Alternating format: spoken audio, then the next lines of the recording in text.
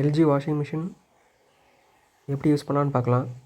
Door open பண்ணிங்கன்னா உள்ள நம்ம இந்த டப்புக்கு முக்கால்வாசி வரைக்கும் துணி போட்டுக்கலாம். துணி போடும்போது எல்லா பக்கமும் ஈவனாக ஒரே வெயிட் இருக்க மாதிரி துணி போடணும். துணி போட்டுட்டு இந்த ட்ரே இழுத்திங்கன்னா அதுக்குள்ளே லிக்விடு இல்லை பவுட்ரு எது யூஸ் பண்ணுறீங்களோ அது போட்டுக்கலாம். தண்ணி வரும்போது அப்படியே உள்ள கரைஞ்சி உள்ளே வந்துடும். அப்புறம் டோரை க்ளோஸ் பண்ணிவிட்டு மேலே இருக்கிற ஃபஸ்ட்டு பட்டன் வந்து ஆன் பண்ணுற பட்டன். இதை ஆன் பண்ணிவிட்டு கீழே இருக்கிற பட்டன் வந்து ஸ்டார்ட் பண்ணுற பட்டன். இதை ஆன் பண்ணிவிட்டு ஸ்டார்ட் பண்ணிங்கனாலே நீங்கள் எவ்வளோ துணி போட்டிருக்கீங்களோ அதை சென்ஸ் பண்ணி உங்களுக்கு அதுக்கான டைமிங் வந்து டிஸ்பிளேயில் வந்துடும். துணி போட்டதுக்கப்புறம் என்னென்னா டப்பு 2 டைம் சுற்றும், ஸ்பின் ஆகிட்டு அந்த வெயிட்டை சென்ஸ் பண்ணி அதுக்கான டைமிங் வந்து இந்த டிஸ்பிளேயில் வரும். ஒரு 30 நிமிஷம் 40 நிமிஷம் அந்த மாதிரி டைம் வரும். அந்த டைம் வந்துட்டு அப்படியே அந்த டைம் கம்மியாகிட்டே வந்து 0வில் வந்து ஆட்டோமேட்டிக்காக அதுவே ஆஃப் ஆகிடும். இதில் வாஷ் ரின்ஸு ஸ்பின்னு அந்த லைட் கொடுத்துருப்பாங்க. எந்த ப்ரோக்ராம் நடக்குதோ அந்த லைட் உங்களுக்கு பிளிங்க் ஆகிக்கிட்டே இருக்கும். அந்த இது முடிஞ்சதுக்கப்புறமா அந்த லைட் ஆஃப் ஆகிரும். ஃபஸ்ட்டு வாஷ்க்கு தண்ணி எடுக்கும். அதுக்கப்புறமா தண்ணி வெளியே போய்ட்டு மறுபடியும் அலசருக்கு ஒரு தடவை தண்ணி எடுக்கும். அந்த தண்ணி வெளியே போய்ட்டு மறுபடியும் ட்ரையர் ஓடி மொத்தமாக முடிஞ்சிடும் உங்களுக்கு இந்த சென்ஸ் பண்ணும்போது இந்த மாதிரி தான் ஓடிக்கிட்டு இருக்கும் கோடு. இதுக்கப்புறமா உங்களுக்கு டைமிங் காமிக்கும், அதில் எவ்வளோ டைம் அப்படிங்கிறது காமிக்கும். நீங்கள் எவ்வளோ துணி போடுறீங்களோ அதை பொறுத்து டைம் மாறும். பார்த்திங்கன்னா 37 நிமிஷம் எடுத்திருக்கு.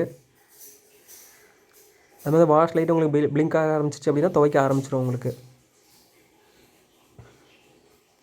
இப்போ உள்ள தண்ணி விழுறது இதுக்கப்புறம் தான் விழ ஆரம்பிக்கும். தண்ணி விழ ஆரம்பிச்சிருச்சு. அப்புறம் உங்களுக்கு டைம் கம்மியாகிட்டே வந்து அதுவே ஓடி முடிஞ்சிடும். இதில் நம்ம வேறு ப்ரோக்ராம் மாற்றணும் அப்படின்னா மாற்றிக்கலாம். நம்ம ஆன் பண்ணிவிட்டு ஸ்டார்ட் பண்ணுறதுக்கு முன்னாடியே அந்த ப்ரோக்ராம் பட்டன் கொடுத்துருப்பாங்க. அந்த பட்டனை ப்ரெஸ் பண்ணி உங்களுக்கு இதில் 8 ப்ரோக்ராம் கொடுத்துருப்பாங்க. உங்களுக்கு என்ன ப்ரோக்ராம் வேணுமோ அதை செலக்ட் பண்ணிக்கலாம்.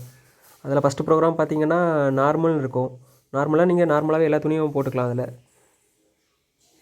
அப்புறம் ஜென்டில் பார்த்தீங்கன்னா உங்களுக்கு ரொம்ப லேசான துணி அந்த மாதிரி போட்டுக்கலாம். குயிக் வாஷ்னால் ரொம்ப சீக்கிரமாக துவைக்கணும் அந்த மாதிரினா அதில் யூஸ் பண்ணிக்கலாம்.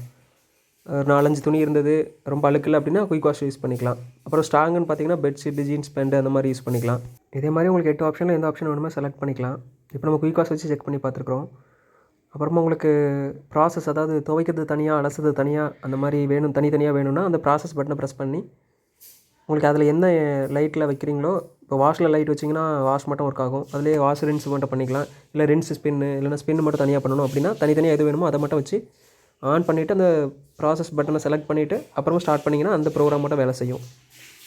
அப்புறம் அது போக வாட்டர் லெவலும் உங்களுக்கு மாற்றணும் அப்படின்னா மாற்றிக்கலாம். வாட்டர் லெவல் பட்டனை ப்ரெஸ் பண்ணி உங்களுக்கு எத்தனாவது லெவல், 1வது லெவல் மினிமம், 8வது லெவல் மேக்ஸிமம் எது வேணுமோ செலக்ட் பண்ணிக்கலாம். உங்களுக்கு அது ஆட்டோமேட்டிக்காக அதுவே எடுத்துக்கும். நம்ம வேணும்னா செலக்ட் பண்ணிக்கலாம்.